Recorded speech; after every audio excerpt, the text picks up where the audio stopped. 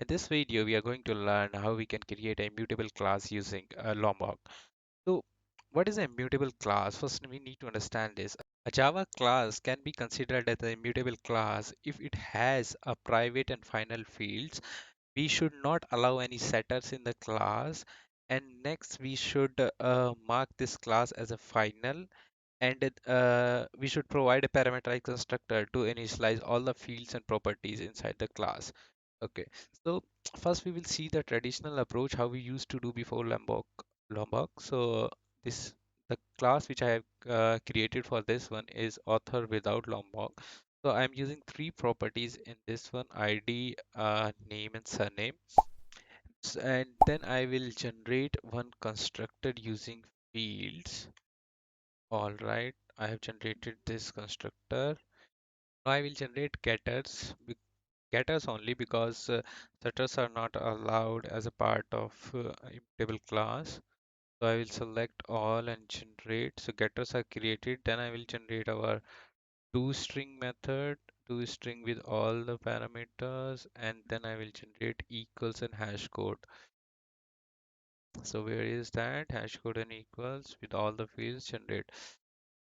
So the author with Lombok. So to use Lombok feature, let me remove this code first. The constructors, getters, toString hash code.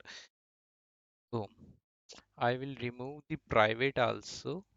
This I have removed. Let's remove the final keyword also. Okay. So we will use one Lombok annotation uh, so that it will provide all the immutable functionality in this class by default. Control Shift O to remove unwanted imports. Then our annotation at the rate value, and that's it, guys. Means with the help of this one, the generated class with the help of this annotation will have the final keyword in place of here, and this field will be marked as private final, and it has the constructor and toString same as the traditional class. To verify this, let me go to the my project so that I can show you what is the generated code for this one.